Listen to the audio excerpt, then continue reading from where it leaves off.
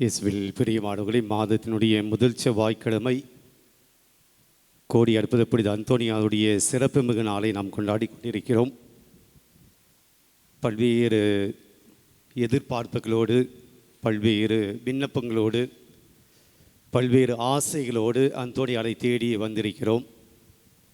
நிச்சயமாக நம்முடைய கண்ணீர், கவலை, வேதனைகள் அனைத்தும் அந்தோனியார் புரிந்து கொண்டு ஆண்டவர் இயேசுவிடம் பரிந்து பேசி நமக்கு தேவையான ஆசீர்வாதங்களை இந்த நாளிலே பெற்றுக் கொடுப்பார் என்ற நம்பிக்கையோடு இந்த திருப்பலியில் நாம் தொடர்ந்து பங்கேற்போம். இந்த நாளில் ஏற்கனவே நற்கனை ஆராதனையில் நாம் சிந்தித்தது போல தாயாம் திரு அவையானது குருக்களின் பாதுகாவலர் ஜான்மரி வியானி அவருடைய விழாவையும் இன்று சிறப்பிக்கிறார். குருக்களின் பாதுகாவலராக இருக்கிறார். எனவே இந்த நாளிலே இந்த குருத்துவத்தை பற்றி, குருக்களை பற்றி நாம் சிந்திக்க கொஞ்சம் முயற்சிருப்போம். குருக்கள் நம்மோடு இருக்கக்கூடியவர்கள். நம்முடைய துன்பத்தில், நம்முடைய நல்லதிலே கெட்டதிலே இந்த குருக்கள் நம்மோடு பயணம் செய்யக்கூடியவர்கள். உங்களுடைய திருமணத்தின் முதல் நாளில் இருந்து உங்களுடைய குடும்பத்தில் நடைபெறக்கூடிய அனைத்து மகிழ்ச்சியான துன்பமான நிகழ்வுகள், உங்களுடைய குழந்தைகளுடைய ஞானஸ்தானம், புது நன்மை, உறுதி பூசுதல், அதன் பின்பாக அந்த பிள்ளைகளுக்கு நடக்கக்கூடிய திருமணம், இப்படியாக வாழ்க்கையினுடைய எல்லா நிலையிலும் அவர்கள் இருக்கிறார்கள். இறுதியாக நம்முடைய உயிர் மூச்சு பெறுகிற போது, நம்மை புதைக்கக்கூடிய இடத்துல நாம் கல்லறைக்குள் செல்லுகிற போதும் ஏதோ ஒரு குருவானது தான் நம்மை வந்து ஆசீர்வதித்து நம்முடைய உடலை புனிதப்படுத்தி நம்மை அடக்கம் செய்கிற ஜபத்தை செய்கிறார். ஆக பிறப்பு முதல் கடைசி நம்முடைய இறப்பு வரையிலும் இந்த கத்தோலிக்க திரு அவையிலே குருக்கள் நம்மோடு பயணிக்கிறார்கள். இந்த குருக்களை பற்றி நாம் இன்றைக்கு சற்று யோசிக்க உங்களை அன்போடு அழைக்கிறேன்.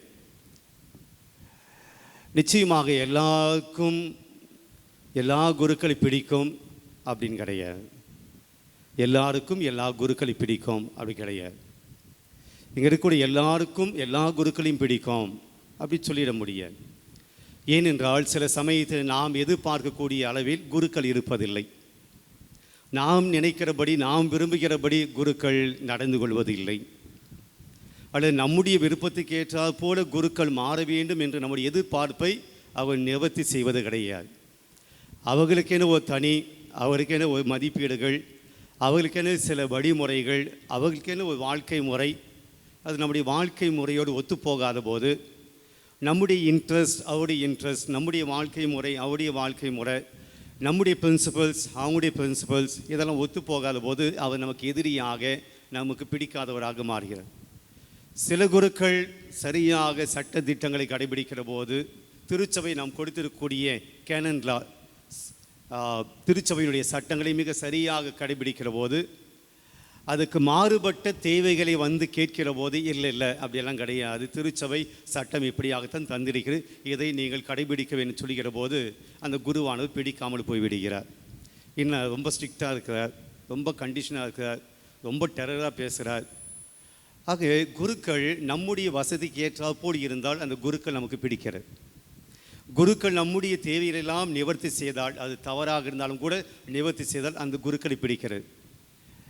சில சமயத்தில் இது போல குருக்கள் நமக்கு பிடிக்காதவர்களாக மாறுகிறார்கள். பெரிய மாணவர்களே, குருக்கள் பிடிக்கிறதோ பிடிக்கவில்லையோ அது பிரச்சனை இல்லை.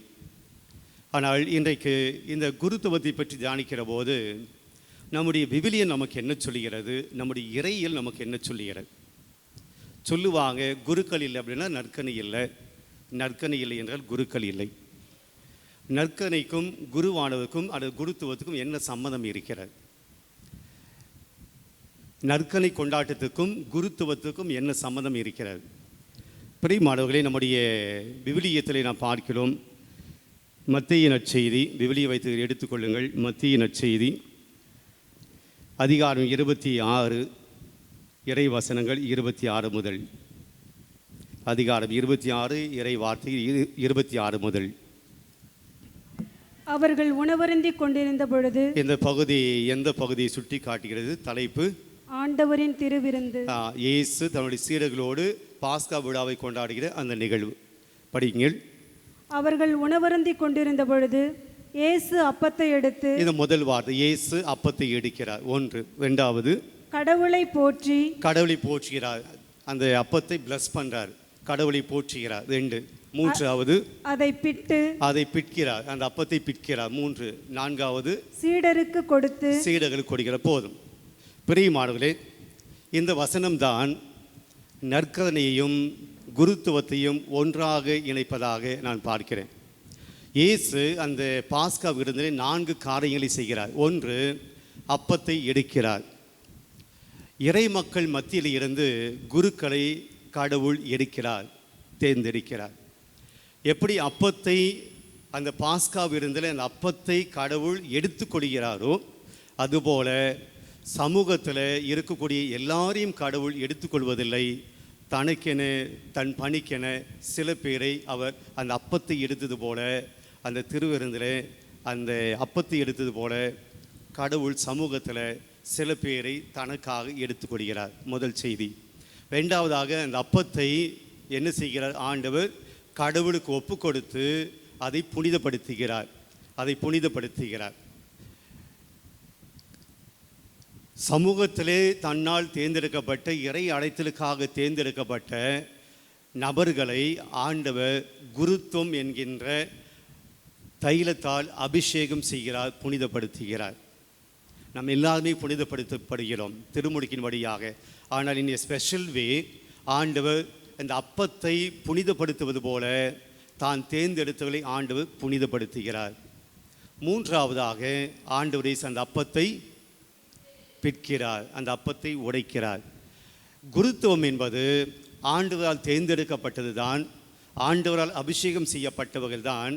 ஆனால் அவர்கள் தன்னுடைய பணி வாழ்க்கையிலே உடைக்கப்படுகிறார்கள், அவர்கள் பிற்கப்படுகிறார்கள். விவிலியத்திலே ஆண்டவரால் தேர்ந்தெடுக்கப்பட்ட எல்லாரையும் பாருங்க, ஆண்டவரால் அந்த தேர்ந்தெடுக்கப்பட்டவர்கள் துன்பப்படுகிறார்கள். அது ஆபிரகாம் ஆண்டவரால் தேர்ந்தெடுக்கப்பட்டார், ஆனால் அவர் துன்பப்படுகிறார்.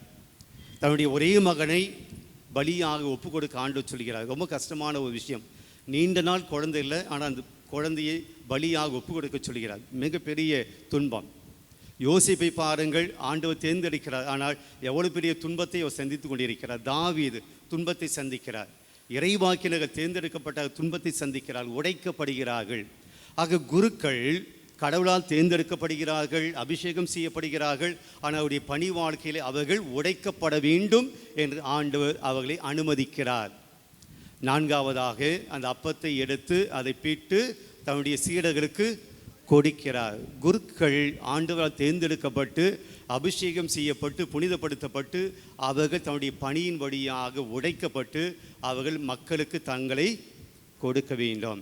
பெரிய மாணவர்களே, ஆண்டவர் எப்படி இந்த அப்பத்தை எடுத்து அந்த பாஸ்கா விருந்தை கொண்டாடி நற்கனியை ஏற்படுத்தினாரோ, அதே சமயத்தில் தன்னுடைய சீடர்களையும் தேர்ந்தெடுத்து அவர்களை அபிஷேகம் செய்து அவர்களுக்கு பணி வாழ்க்கை கொடுத்து, உடைபட வேண்டியக்கூடிய அந்த பணி வாழ்க்கை கொடுத்து உங்களை மக்களுக்கு கொடுங்கள் என்று சொல்லி குருக்களையும் அந்த நேரத்தில் அவர் குருத்துவத்தை ஏற்படுத்தினார்.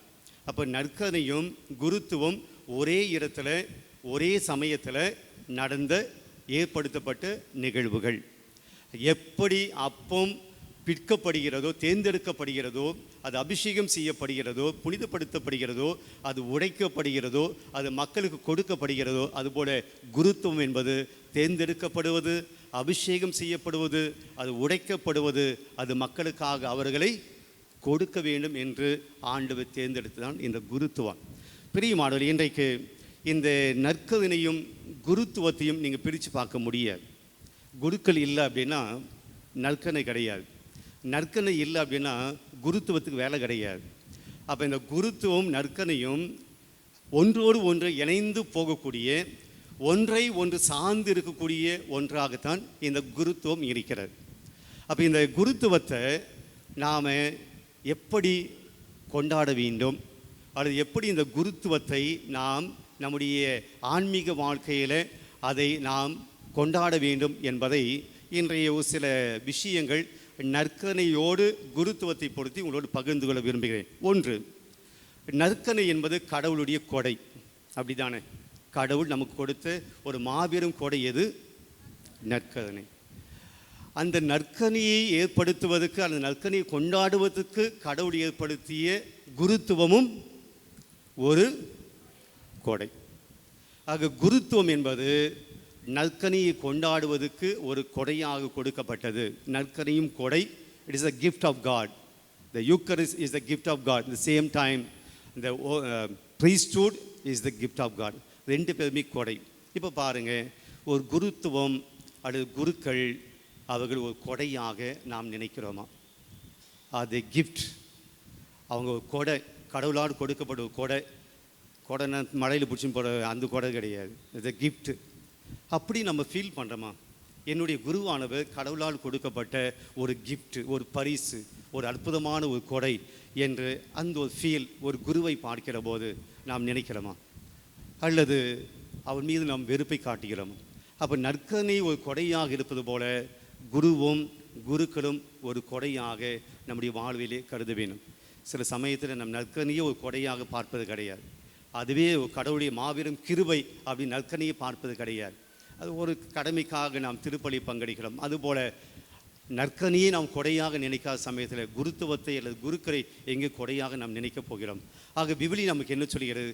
நற்கனியும் குருத்துவம் கடவுளால் ஏற்படுத்தப்பட்டது. அது கடவுள் கொடையாக கொடுத்திருக்கிறார். குருக்களை ஒரு கொடையாக, ஒரு கிருபையாக, ஒரு ஆசீர்வாதமானவர்களாக பார்க்க நாம் அழைக்கப்படுகிறோம். ரெண்டாவதாக இன்றைக்கு நாம் பார்க்கிறோம் நற்கருணை, குருத்துவம் ரெண்டுமே இயேசு ஒரே சமயத்தில் ஏற்படுத்தினார். நம்ம சற்று நேரம் பார்த்தோம். ஒரே சமயத்தில் இயேசு ஏற்படுத்திய, தனித்தனி அல்ல, ஒரே நேரத்தில் ஒரே சமயத்தில் ஏற்படுத்தினார். ரெண்டுத்தையும் கடவுள் இயேசு ஏற்படுத்துகிறார். மனுஷன் ஏற்படுத்த குருத்துவத்தை பாம்பாண்டவர் ஏற்படுத்தலை. குருத்துவத்தை ஏதோ ஆயர் தோற்றுவிக்கலை. குருத்துவத்தை கடவுளை தோற்றுவிக்கிறார். இயேசுவே தோற்றுவித்தார். நற்கனியை தோற்றுவித்தது போல இயேசுவே தோற்றுவித்தார். ஆக நீங்கள் குருக்களை மதிக்கிறீங்களோ மதிக்கலையோ, குருக்களை நேசிக்கிறீர்களோ நேசிக்கவில்லையோ, குருக்களை ஆதரிக்கிறீர்களோ ஆதரிக்கலையோ, ஆனால் குருத்துவத்தை ஏற்படுத்திய ஆண்டவர் குருக்களை என்ன செய்கிறார்? நேசிக்கிறார், அன்பு செய்கிறார். அவர் ஏற்படுத்திய குருக்களை அவர் ஒருபோதும் கைவிடுவதில்லை. அவர் ஏற்படுத்திய குருத்துவத்தை அவர் ஒருபோதும் அன்பு செய்யாமல் விட்டதில்லை. ஆக கடவுள் குருத்துவத்தை ஏற்படுத்தினார், மனிதர்கள் ஏற்படுத்தலை. நானாக விரும்பி இந்த குருத்துவத்துக்கு வரல, இவர்களாக விரும்பி இந்த குருத்துவத்துக்கு வரல. கடவுள் தாமே இந்த குருத்துவத்தை இவர்களிடம் கொடுத்தார், கொடையாக கொடுத்திருக்கிறார். ஆக கடவுள் ஏற்படுத்திய ஒன்று, இது மனிதனுடைய கண்டுபிடிப்பு அல்ல. ரெண்டாவது. மூன்றாவது, நற்கருணையும் குருத்துவமும் ரெண்டுமே இயேசுவை வெளிப்படுத்துகின்றன. நற்கருணையில் யார் இருக்கிறது? இயேசு இருக்கிறார். நற்கருணை இயேசுவின் உணவு, இயேசுனுடைய உடல், அது இயேசுனுடைய பிரசன்னம், இயேசுவை வெளிப்படுத்துகிறது. குருக்களும் இயேசுவை வெளிப்படுத்தக்கூடியவர்களாக இருக்கிறார்கள், இருக்கணும். ஒருவேளை இல்லை அப்படின்னா அது எங்களுடைய லிமிட்டேஷன்ஸ், அது எங்களுடைய தவறு, குருக்களுடைய தவறு. ஆனால் குருவும் இயேசுவை வெளிப்படுத்தக்கூடியவராக இருக்கிறார். மறையுறையின் வழியாக இயேசுவை வெளிப்படுத்துகிறார். அருட்சாதன வழியாக இயேசுவை வெளிப்படுத்துகிறார். பாவ மன்னிப்பு, நற்கருணை ஆராதனையில் நாம் கேட்டோம், பாவ மன்னிப்பின் வழியாக இயேசுனுடைய மன்னிப்பை வெளிப்படுத்துகிறார். நற்கருணை கொண்டாட்டத்தின் வழியாக இயேசுவை பகிர்ந்து கொடுக்கிறார். ஆக குருவானவர் இயேசுவை வெளிப்படுத்தக்கூடியவராக இருக்கிறார், இயேசுவை கொடுப்பவராக இருக்கிறார். நற்கருணை எப்படி இயேசுவின் பிரசன்னத்தை தாங்கி வருகிறதோ, இயேசு தன்னை வெளிப்படுத்துகிறாரோ, அதுபோல குருத்துவமும் கடவுளை வெளிப்படுத்துவராக ஒரு குருவானவர் இருக்கிறார். நான்காவதாக பார்க்கிற போது நற்கருணை குருத்துவம் இது எப்போதுமே அடுத்தவர்களுக்காக கொடுக்கப்படுவதாக இருக்கிறது. நற்கருணை நாம் கொண்டாடுகிறோம். நற்கருணை கொண்டாடிட்டு குருவானவர் என்ன செய்கிறார்? நற்கருணையை இறை மக்களுக்கு கொடுக்கிறார். நற்கருணை பகிர்ந்தளிக்கப்படுகிறது, கொடுக்கப்படுகிறது. அந்த நற்கருணையை மக்கள் பெற்றுக்கொள்கிறார்கள். குருத்துவமும் அல்லது குருக்களும் தங்களை மற்றவர்களுக்கு கொடுப்பவர்களாக இருக்கிறார்கள். சுயநலம் இல்லாமல் வேலை செய்ய அழைக்கப்படுகிறார்கள். தங்களுடைய பணியின் வழியாக, தங்களுடைய ஆன்மீகத்தின் வழியாக, தங்களுடைய விசுவாசத்தின் வழியாக தாங்கள் பெற்றுக்கொண்ட கடவுளுடைய அனுபவத்தை இறை மக்களுக்கு கொடுப்பவர்களாக, தங்களுடைய பணி, தங்களுடைய ஆன்மீகம், தங்களுடைய இறை ஞானம், இறை வல்லமையை இறை மக்களுக்கு கொடுப்பவர்களாக இருக்கிறார்கள். நற்கருணையும் கொடுக்கப்படுகிறது. குருக்களும் தங்களை தன் பணி வாழ்க்கையின் வழியாக கொடுப்பவர்களாக இருக்கிறார்கள். ஐந்தாவதாக, நற்கருணையின் வழியாகத்தான் திருச்சபை கட்டியெழுப்பப்படுகிறது. இப்போ நம்ம இங்கே எல்லாம் வந்திருக்கிறோம். ஏன் வந்திருக்கிறோம் அப்படின்னா, இங்கே பூசை நடக்குது. இந்த பூசையிலே நற்கனி கொடுக்கப்படுகிறது. இங்கே இந்த பூசை நடக்கலை அப்படின்னா இத்தனை பேர் நாம் ஒன்றாக இந்த இடத்துல கூடியிருப்போமா? வருவோம், அந்தோனியாவை பார்த்துட்டு அப்படியே போயிடுவோம். ஆனால் இங்கே எல்லாரும் எவ்வளவு நேரமானாலும் இங்கே அமர்ந்திருக்கிறோம் என்றால் எது நம்மை ஒன்று சேர்த்திருக்கிறது? நற்கனை நம்மை ஒன்று சேர்த்து. இது நம்முடைய திருச்சபையை பில்டப் பண்ணுது, நம்மை கட்டி எழுப்புகிறது, நம் எல்லோரையும் ஒன்று சேர்க்கக்கூடியதாக இருக்கிறது. அதே போல குருத்துவமும் குருக்களும் திருச்சபையை கட்டி எழுப்புகிறார்கள். திருச்சபையை கட்டி எழுப்புவதற்கு தங்களை முழுமையாய் அர்ப்பணிக்கிறார்கள். குருவானவர் திருச்சபை சிதைக்கக்கூடியவர்களாக அல்ல, பிளவுபடுத்தக்கூடியவர்களாக அல்ல, மாறாக திருச்சபை ஒன்று சேர்ப்பவர்களாக, இறை மக்களை ஒன்று சேர்ப்பவர்களாக குருக்கள் இருக்கிறார்கள். நற்கனை திருச்சபை கட்டி எழுப்புகிறது. குருத்துவம் குருக்கள் திருச்சபையை கட்டி எழுப்புவர்களாக இருக்கிறார்கள். பிரியமானவர்களே, அடுத்ததாக நற்கனை குருத்துவம் இது இரண்டுமே நம்மை தூய்மையான வாழ்க்கைக்கு அழைப்பு விடுக்கின்றன. இயேசு நற்கனை நாம் தூயவர்களாக இருக்க, நம்முடைய பாவங்களை எல்லாம் மன்னித்து நாம் தூயவர்களாக இருக்க நற்கனை நமக்கு அழைப்பு விடுக்கிறது. குருத்துவமும் இறை மக்கள் தூயவர்களாக மாற்றுவது, அவர்களை நல்வழிப்படுத்துவது, பாவத்தில் இருந்து புனித வாழ்க்கைக்கு அவர்கள் அழைத்து கொண்டு வருவது ஒரு குருவினுடைய வேலையாக இருக்கிறது. இறுதியாக பிரியமானவர்களே, இரண்டுமே அன்பின் அடையாளமாக இருக்கின்றன. நற்கருணை ஆண்டவருடைய அன்பின் அடையாளம், குருத்துவம் ஆண்டவருடைய அன்பின் அடையாளம். ஆக இன்றைக்கு குருத்துவம் வேறு நற்கருணை வேறு என்று அல்ல. அப்படி என்றால் யாரெல்லாம் நற்கருணையை அன்பு செய்கிறார்களோ, யாரெல்லாம் நற்கருணை தங்களுடைய வாழ்க்கையினுடைய மிக முக்கியமானதாக, ஆன்மீக வாழ்க்கையினுடைய மிக முக்கியமானதாக நினைக்கிறார்களோ, அவர்கள் தங்களுடைய வாழ்க்கையில் குருக்களையும் முக்கியமானவர்களாக நினைப்பார்கள். குருத்துவத்தையும் அது ஒரு கொடையாக, மேன்மையாக நினைப்பார்கள். ஒருவேளை இன்று நம்முடைய உள்ளத்தில் குருக்களை பற்றி அல்லது நம்முடைய வாழ்க்கையில் குருக்களை பற்றி நமக்கு ஒரு கோப எண்ணம், வெறுப்பு உணர்வு, எரிச்சல் அல்லது பிடிக்காத தன்மை இருந்தால் நாம் என்ன செய்ய போகிறோம்? கடவுள் கொடையாக கொடுத்த இந்த குருத்துவத்தை, அந்த குருத்துவத்தில் வாழக்கூடிய குருக்களை நாம் என்ன செய்ய போகிறோம்? அன்பால் மன்னிக்க போகிறோமா? அவர்களுக்காக ஜெபிக்க போகிறோமா? அவர்களுக்காக நாம் இறைவனிடம் அந்தோனியாரிடம் பரிந்து பேச போகிறோமா? அல்லது நம்முடைய வெறுப்புணர்வை அவர்கள் மீது காட்டப் போகிறோமா? கடவுளால் அனுப்பப்பட்ட, கடவுளால் தேர்ந்தெடுக்கப்பட்ட நற்கனியுடைய மக்களாய், நற்கனியை பெற்றுக்கொள்ளக்கூடிய மக்களாய் இருக்கிற நாம் அந்த நற்கனியை கொண்டாடுகிற குருக்களையும் அன்பு செய்ய நாம் அழைக்கப்படுகிறோம்.